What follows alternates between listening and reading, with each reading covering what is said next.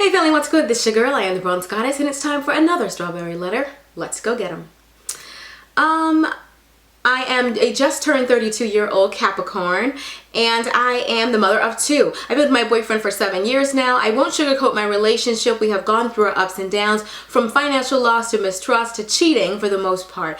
When I first met this man, he was a man about his hustle, and that attracted me to him. But after we had our first daughter, I saw a different side of him that brought on red flags that I did deal with. From blow-ups with his anger to him complaining about not having enough money. He went from giving me all of his attention to giving me none at all. So I ended up going online and chatting to other men. Nothing really serious, but when he found out, he was furious. He became controlling and very overbearing, constantly going through my phone. He made me shut down all of my social networks that I was a part of. I felt like a total prisoner in my relationship. After 2 years, we moved into our own place, and even though it was only a 1-bedroom with the 4 of us, it was our own home, coming from living with my mom for 4 years. My man doesn't want to do anything with me or the kids. He doesn't pay me any attention, which pushes me again to look online for attention. I know it's wrong. I started noticing my neighbor, who is a single man in his late 40s. I would catch him watching me from his window. He would say hello a couple of times until one day I actually knocked on his door and gave him my email address. From then, we went from emailing to texting to one point talking on the phone. Yes, we ended up sleeping together a couple of times, and I was totally hooked on this man because he was the total package deal for me, till I noticed a different car parked in his parking space one night, and I bumped into him bringing another woman into his apartment. I know he's not my man, but I felt like trash. But somehow, when we talk, it's always like hooking up with an old friend. My question is, I feel like I'm torn between my guy and this guy. My man doesn't give me the time of day and doesn't care. He feels like the only way that he can please me is with money. But this man, even though we don't go out, he says the sweetest things to me. I'm gonna get you. Promise. We have wholesome conversations, and okay, so I'm going to go ahead and summarize this. So anyway, she says that he is a singer, he plays piano, he is a divorced father of 4 teenagers, he's been divorced now for 10 years, and he seems perfect for her. She feels imprisoned in her current situation, and she's sometimes depressed about the way her life has turned out. What should she do? The first thing that I want to say to you is that I don't think necessarily that you are in love with him. In love with the neighbor. I think that that whole thing that you have with him is a situation of convenience. I don't think that you're in love with him as much as you are in love with the possibility of something new or someone new. I'm not trying to say that somebody who is divorced with 4 children is not a catch, but I think that when you're already in a bad relationship and this man is willing to give you the one thing that you lack.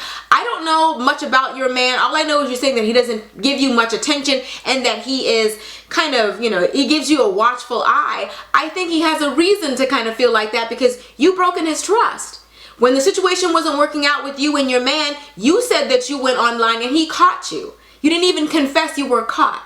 So I think that to earn his trust, you have to be transparent. And you are still sneaking behind his back. You tried to go in this letter to make him sound like he's a bad guy. He clearly doesn't trust you, but he clearly has a reason not to trust you because you are cheating. And you were communicating with someone else that he didn't know about. So what I think is, for this particular situation, I think if you're not happy with your man, that you should end the relationship. But I don't think that you're in love with the other guy either. I don't know what's wrong with being alone. What I think is you are infatuated by this, what you thought this other guy could give you. But the thing about it is, at the end of the letter, you made it seem like you had a choice. You said, I really need to decide, if I feel torn between my guy and this guy. Well, it's not like you're the other guy's choice either. If that man was done choosing, and he had actually chose you, he wouldn't still be dating. You are not married to your boyfriend, so there is no bond. I understand that you guys have children together, but if you're as miserable as you have said in this letter, you kept saying imprisoned, I feel trapped. You're not stuck with this man. You're not married to this man. There is no obligation for you to stay. If you don't want to be in your current relationship, don't be. But who exactly are you thinking that's going to save you from this? That's the thing that I don't understand about this particular letter. It's like, I feel like you're in this fairy tale world and you think somebody is going to come along and save you. like this is some kind of Disney movie, and you're waiting for your prince to sweep along, to get you and come up in this big white horse and sweep you up off your feet. What's wrong with you saving yourself? Why don't you be your own hero in your own story? If you're not happy, then get out. You already said that you guys lived with your mother before. If your mother is a decent mother, and I'm hoping that she is, you can tell her what's going on here. Mom, I'm not happy. I'm not happy with him. And I don't want to be in a relationship that I don't want to be in. I feel like I'm a prisoner. Can I move back in with you?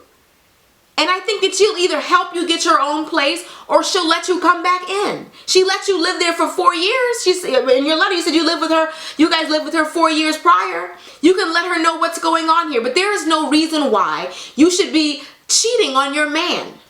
If you don't want to be there, then don't be.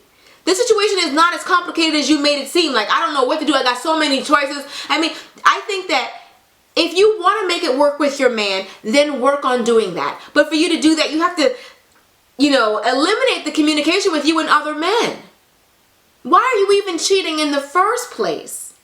Like, that's what I don't understand. I feel like, and I hate to use this, I'm not really a huge fan of the whole 80-20 rule, the 80-20 and all that. I'm not really a huge fan of it, but in this particular instance, I do see a little bit of it. This man is willing to give you something that you lack. He's not the complete picture. He's not the total picture. But he's willing to give you attention, and that's what you want. I think that you want attention and you want affection, and you're not getting that with your man. So you should communicate that with him. Tell him that that's what you want. Tell him that it doesn't take money. And if you feel like he's not doing that, then show him that it doesn't take money. Say, let's have movie night. Go to the store and get yourself some microwave popcorn. Go to the dollar store and get yourself some of those candy, like the Milk Duds and the Nerds and all those different candies, and rent a movie and say, let's have movie night. Show him. Don't just tell him it doesn't take money. It doesn't take money. Show him. I spent some of my time in my career as a teacher. I taught college, and one of the things that I remember learning about my students was there are 3 different types of learners. There's people who learn visually, people who learn with auditory learning, and people who learn with kinesthetic learning, which is basically hands-on learning. It depends on what kind of person it is. Like, you're telling him, it doesn't take money, it doesn't take money. Those words, to someone who doesn't really get it with hearing it, they won't sink in. You have to show him. You have to visually give him a visual picture. Show him, look, this makes me happy. Can we go to the beach? If you're somewhere where you can go to the beach, can we go to the beach? Can you get, a bucket and a pail and some sunscreen for the kids, and you all get some swimsuits and go to the beach for a day? Show him that it doesn't take money. It doesn't take a whole lot for you guys to be expensive. Go on Groupon, Living Social. You don't have to go broke on dates. Don't just tell him that. Show him that. Show him that he can make you happy, but you can't be half in and half out. I feel like what you're doing is wrong. Typically, when you hear these types of strawberry letters, you're like, your man is wrong for treating you this way, but you're actually the one who's wrong for treating your man this way. He's treating you like this because you have to earn his trust. He's checking your phone because you used to use your phone to cheat. That's not crazy for him to check your phone. If you didn't have nothing to hide, it wouldn't bother you. It bothers you because you don't appreciate him. Look, all he's doing is checking on you because you violated his trust. Show him that you can be trustworthy. If he asks for your phone, give it to him. Tell him, you know what, you can check my phone for as long as you want to if it'll help you to begin to trust me again. But I promise you I'm not doing anything. But you're not willing to do that because you are still doing something. The minute he turned his back, you over knocking on the neighbor's door giving him your email address. Like, what are you doing? Typically, the man is the bad guy in a lot of these strawberry letters. And I know, to me, that sometimes get overwhelming because if you feed into that, you'll think there are no good men, and that's a lie.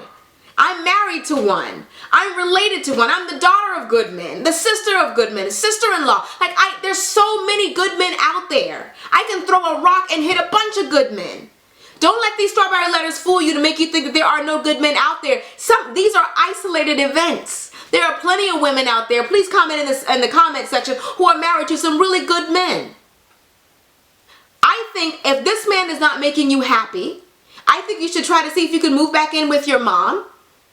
And then when the time is right, once you've prayed and deliberated and feel like you're ready, you go out there and date some available men when you too are available, when you are unattached. But right now is not the time.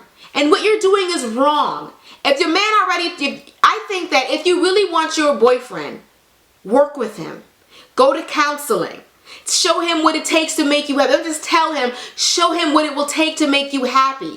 And then when he does these small gestures, make him feel appreciated for them. Thank you for this single rose. He may have bought the rose for $2 at the gas station. Who cares? Thank you for this rose. Thank you for coming home and making me feel like you thought about me today. Thank you. Let him know you appreciate it. If he cooks for you, let him know. You reward good behavior in any relationship. If he's showing you love, reciprocate it and let him know that that's all it takes. That's all I wanted. If you really love your man, show him how to make you happy. If he's willing to do those things. If he's not, and you're not willing to wait on him, and this is not what you want, remove yourself. But this 40-year-old man with these 4 teenagers who's divorced and got other women and all that, I think he played you, but more so, I think you played yourself. He saw an opportunity and he took it. He threw that vibe out there. You say he was looking at you from the window. He was feeling you out. He continued to feel you out, and he can't believe you really had sex with him. And then he doesn't even have to do anything. He doesn't have to take you anywhere. He doesn't have to date you. He doesn't have to tell anybody about you. You don't have to meet any of his friends or his family. Like, this was a win-win for him. You can't tell your man because you incriminate yourself. He got what he wanted. He got sex from the neighbor. And now he's on to date other women. He's still looking for the right woman. I don't think he wants to be with you. And even if you leave your man, I still think he doesn't want to be with you, because when the cheater leaves to be with the person who they cheated with, the person typically thinks you're going to cheat on them. How you get him is how you keep him. Because of the way you handled it with the neighbor, you don't even have a shot at him.